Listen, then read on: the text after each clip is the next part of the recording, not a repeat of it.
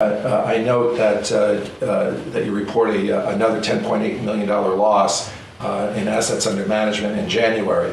Again, I've been a very consistent advocate of alternative investment strategies from when I first sat before this board 4 years ago.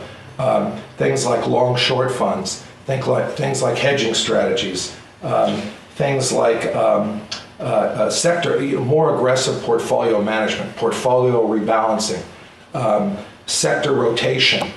I don't know, we have some very savvy people in the room. I'm sure some of you are aware that some sectors made money in the last month. Gold is up, what, 120 bucks from a month ago. Precious metals, pipelines are up. Healthcare is up. This is even as the general market continues to sink. So more aggressive money management philosophy to begin with, but also the inclusion of some alternative investment strategies. And of course, that's something that you'll have to go back to the bylaws and take a look at. Can you do covered options writing? Yes or no? Can you ever be long or short something? Yes or no? If you were short the banking sector yesterday, you would have made 12%. All right. So there are money-making opportunities in this market. You just have to be nimble, quick, and smart. So that would be my second recommendation.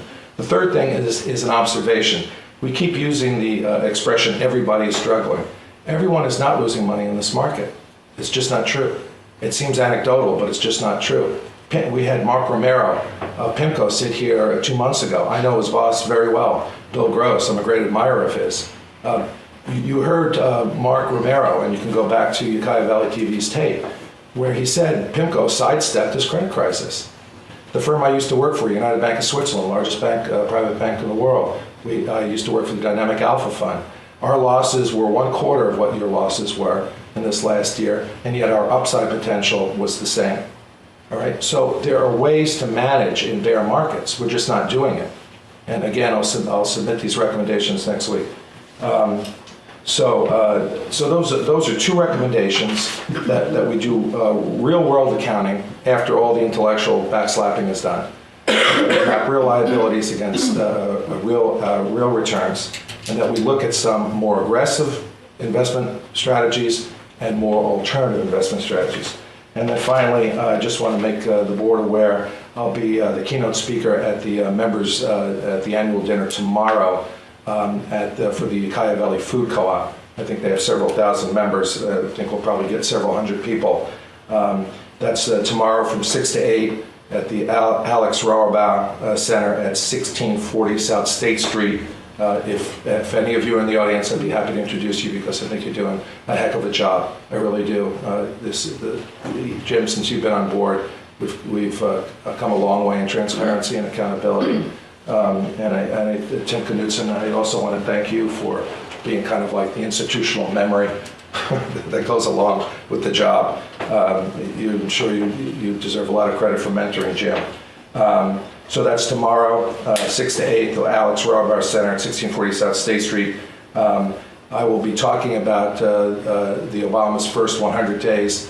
Senator Feinstein has been very cooperative and very kind to forward the particulars of the economic stimulus bill that was signed by President Obama yesterday in Denver. There are some inclusions in there for public finance. Time permitting, I'll report on that as well. Thank you. Jim? And just a couple of clarifications, John. I'm not certain if they were clear the first time around, so I want to make them clear based upon your comments, is that the survey that we'll be doing does compare absolute total returns. That is I guess the fundamental building block. But we are looking at alternative ways of looking at the risk associated with those systems as well, because performance is, one could argue that performance isn't just your absolute return, but how you manage your risk as well. So, but the absolute return, the total return, and how we compare to other systems will be reported out. And linking returns to liabilities, I want to be real clear on that. I think what Tim Knudsen is speaking to, and he can correct me if I'm wrong, is that when we look at what the budget is under the current 37 Act law for associations, one of the ways to calculate that would be off of liabilities as opposed to off of asset value. So that's kind of the linkage we were talking about of calculating that 1,100% off of liabilities. So just to clarify those two things. Thank you. Okay, health insurance?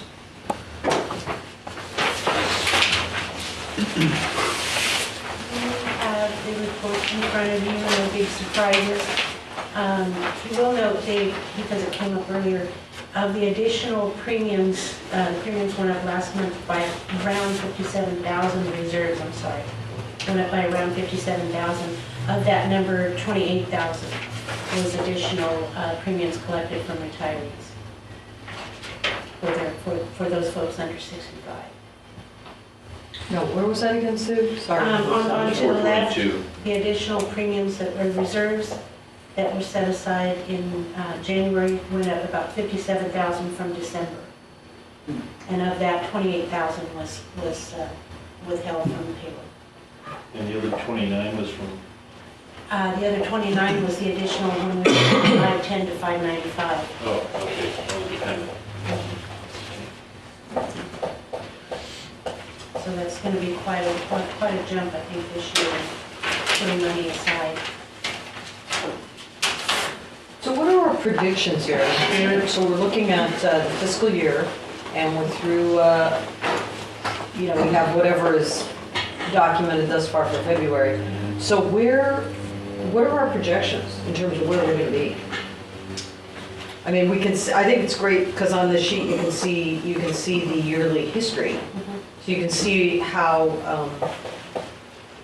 there's quite a bit of variety when you look at 05, 06 compared to 04, 05. How the year ended was significantly different. And but as we march forward, we had that, last year's, unfortunate deficit with respect to where we were. So how does it look in terms of when we're, getting through the rest of this fiscal year? Well, I think we're going to finish standing upright because the worst is over. Historically, November, December, January, part of February, this one we're going to see the largest growth. And then from now on, they're going to start declining again, and I think the additional premiums are set us back up on our feet this year. But, like I said, that who knows, it's like it's really, who knows what health insurance is going to do. If you looked at January, it had everything in it that occurred during the month, the reserves. Right. And all the payments made, and we had $250,000 to the good. So if this continued through the year, we could see there would be a heavily Right. worth of money. I mean, we're at a better place than we were in January of 08. Right? And that additional $85 per month for 600 plus people is substantial. Around where we That were. February activity Saves were about similar. No, it's actually up to date, except I got one this morning I didn't have time to put in, it's around That 17,000. continues to be true. I mean, So it's also safe to say that 422,000 for February will be an accurate number to put in there. Probably a little more because this time of year we're having more and more people retire. Any other questions, comments? Just a little follow-up, and I've talked to Sue about this, and what we're going to do next month is open up a new column here, and we will have in the first column the reserves. That will be what the county has, or the retirement system has reserved for the health insurance. And the next column will be what the retirees have paid. So you get detail of that. That's good. Good. Is there anything from miscellaneous? Hearing none, let's go to closed session, take a break.